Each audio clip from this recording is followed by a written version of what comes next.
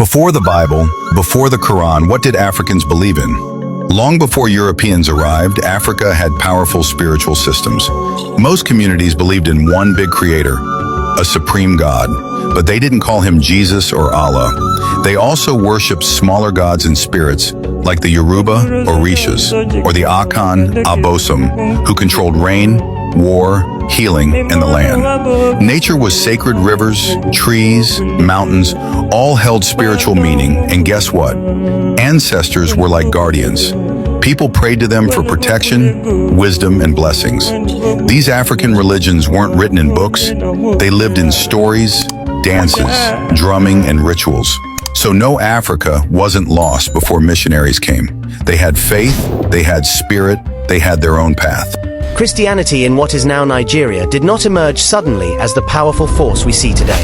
Its roots stretch back to the 19th century. When missionaries arrived in Nigeria in the 1800s, they didn't just preach religion, they changed society. Did missionaries change Nigeria forever? Missionaries built the first formal schools in Nigeria.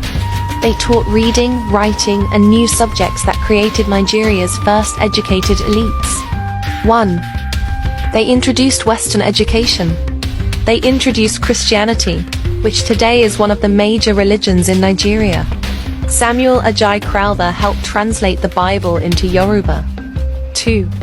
They spread Christianity. Missionaries helped create written forms of languages like Yoruba and Igbo, improving literacy across many communities. 3. They developed local languages. They built hospitals and clinics, bringing modern medicine to many parts of Nigeria. 4. They introduced modern healthcare. Schools, churches, and hospitals started by missionaries are still shaping Nigeria today. Missionary legacy still exists today. When European missionaries arrived along the coastal regions, carrying not only the message of the gospel but also the weight of a changing world, organizations such as the Church Missionary Society and the Roman Catholic Church established early mission stations, particularly in places like Badagry and Calabar. They built schools, translated scriptures into local languages, and introduced Western education systems that would eventually shape Nigeria's intellectual and political class. But their presence was not neutral. Christianity came intertwined with colonial expansion, and for many local communities, accepting the faith often meant gaining access to education, trade opportunities, and social mobility.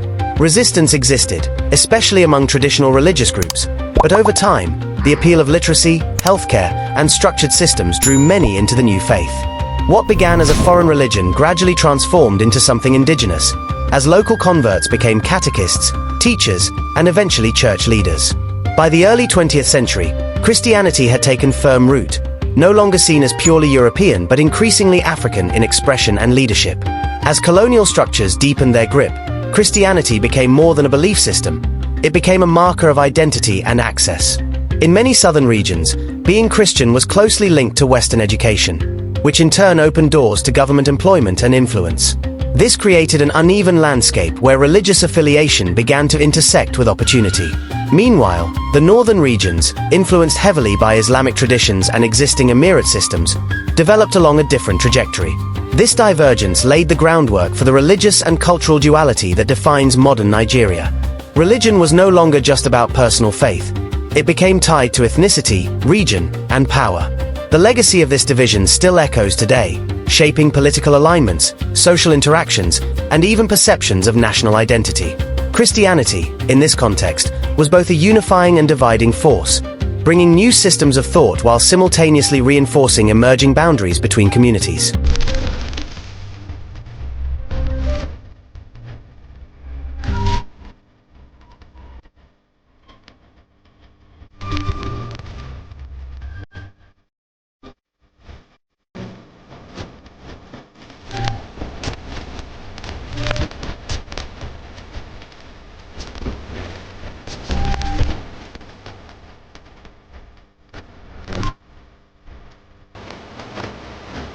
By the mid-20th century, a significant shift began to occur.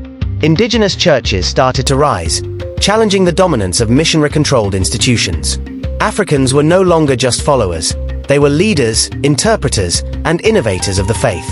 This transition laid the foundation for what would later become a powerful wave of Pentecostalism. From the 1980s onward, Nigeria witnessed an explosion of charismatic churches that emphasized personal experience with God, miracles, prosperity, and spiritual authority. Leaders like David Widepo and Enoch Adeboye emerged as influential figures, building vast networks that extended far beyond Nigeria's borders. Churches evolved into massive institutions with universities, media empires, and global branches. Christianity was no longer confined to modest buildings. It had become a visible, dominant force shaping culture, language, and aspiration. Yet, with this rapid growth came new questions about the nature of faith, leadership, and influence. As churches expanded, so did their reach into economic and political spheres. Mega churches began to wield significant influence, not just spiritually but socially and financially. Large auditoriums, private universities, and international branches became symbols of success, raising questions about wealth within religious institutions. Tithes and offerings formed the backbone of these structures, and while many saw this as a demonstration of faith and commitment, others began to question transparency and accountability. At the same time, political leaders increasingly sought the endorsement of prominent pastors, recognizing the power of religious influence over millions of followers. Campaign seasons often featured subtle alignments between church leaders and political figures, blurring the lines between spiritual guidance and political strategy. In this environment, Christianity became deeply intertwined with power, raising complex questions about its role in governance and public life. While some parts of Nigeria experienced the rise of powerful churches, other regions faced a very different reality. Religious tensions, often fueled by a mix of historical grievances, ethnic divisions, and political instability, erupted into violence in various parts of the country. States like Plateau and Kaduna became flashpoints for clashes between Christian and Muslim communities, resulting in loss of lives, destruction of property, and deep societal wounds. At the center of Nigeria's religious landscape lies a tension that is no longer subtle. It is not just about belief, it is about influence, identity, and survival. The lines between faith, politics, and power have become increasingly blurred, creating a reality where religion does not simply exist within society, it actively shapes it. In Nigeria, religion is one of the most powerful forces in public life. Political leaders understand this. Elections are not fought on policies alone, they are fought on perception, identity, and alignment. And in many cases, that alignment includes the church. Pastors are no longer just spiritual leaders, they are voices that can mobilize millions. A single statement from the pulpit can influence how entire congregations think, vote, and respond to national issues. Politicians seek blessings, endorsements, and visibility within religious spaces, not always because of personal conviction, but because of strategic necessity. But this relationship is not one-sided.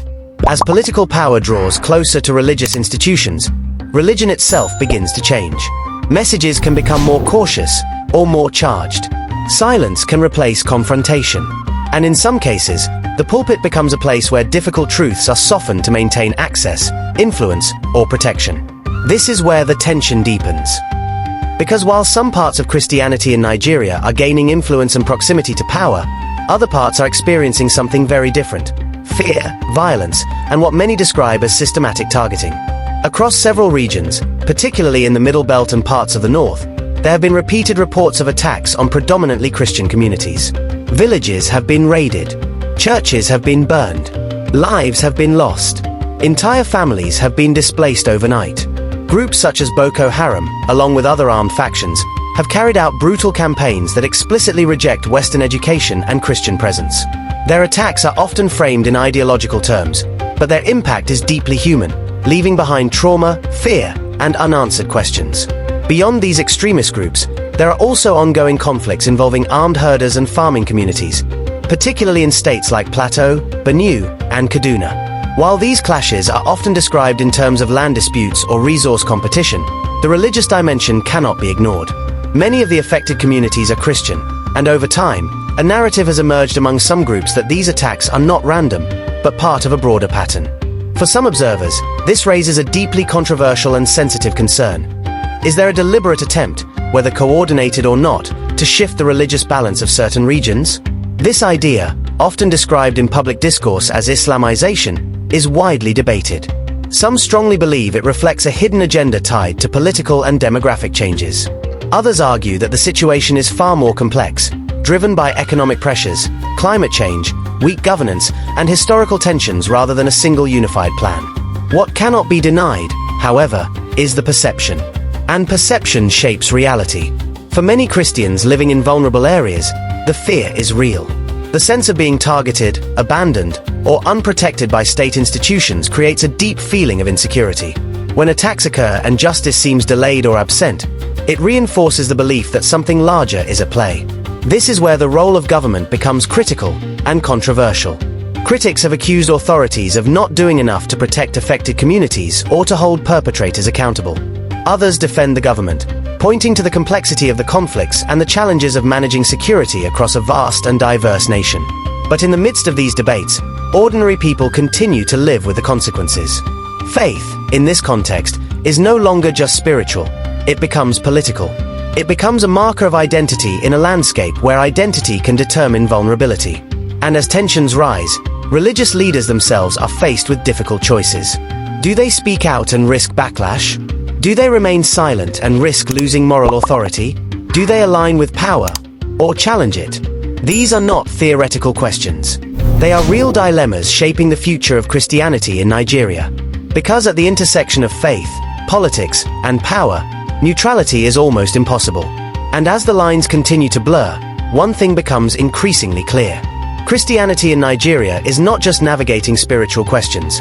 It is navigating survival within a system where belief, influence, and conflict are deeply intertwined. And until those lines are clearly defined, or courageously confronted, the tension will remain. The emergence of extremist groups such as Boko Haram intensified these challenges, targeting churches, communities, and symbols of Western education. These conflicts were not purely religious. They were complex, layered with issues of land, identity, and governance. But religion often became the visible line of division. For many communities, faith was no longer just a belief system. It was something that could determine life or death. In these regions of conflict, being a Christian sometimes comes with a cost that goes beyond social pressure. It becomes a matter of survival.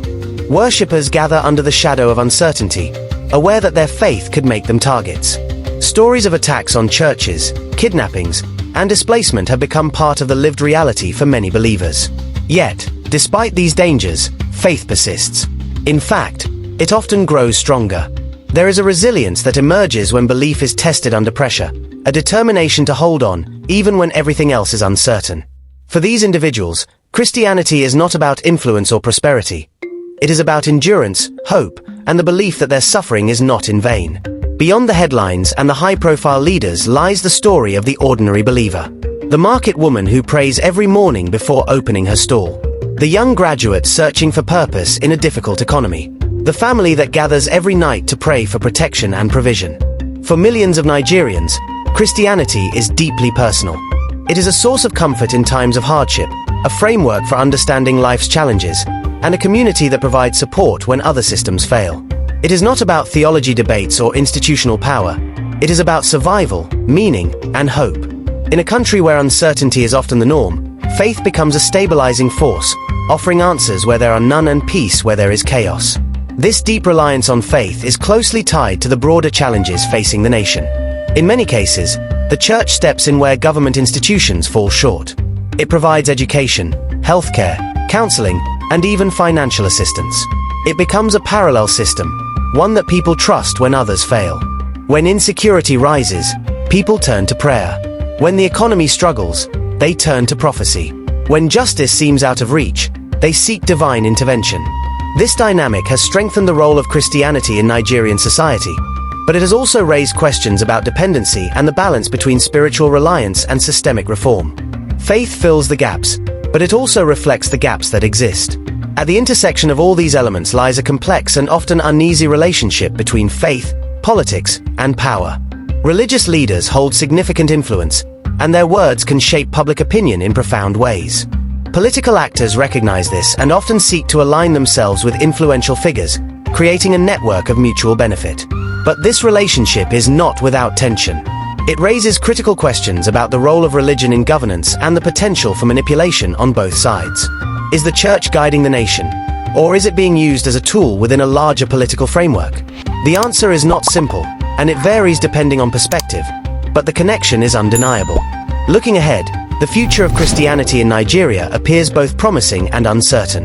The faith continues to grow, especially among young people, driven by vibrant worship, digital platforms, and a strong sense of community. Churches are adapting to new technologies, reaching global audiences, and redefining what it means to practice faith in a modern world. At the same time, challenges remain, ranging from internal debates about doctrine and leadership to external pressures from social, political, and economic forces. The landscape is evolving, and with it, the expression of Christianity itself. In the end, this is not a story with a simple conclusion. Christianity in Nigeria is a living, evolving reality, shaped by history, tested by conflict, and sustained by belief. It is powerful, yet vulnerable. It unites, yet divides. It offers hope, yet raises questions. And perhaps that is what makes it so compelling. Because in a nation where faith is everywhere, the real question is not just what people believe, but how that belief continues to shape their lives, their choices, and their future.